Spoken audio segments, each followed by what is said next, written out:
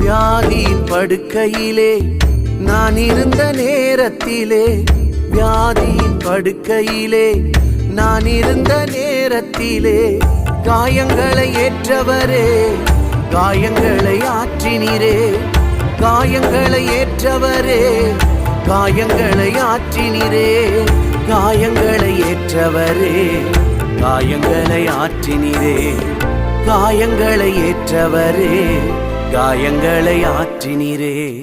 யாரும் இல்லை என்று நான் அழுத போது, தாயைப் போல என்னை தேடி வந்த தெய்வம் இயேசுதான், என் இயேசுதான்.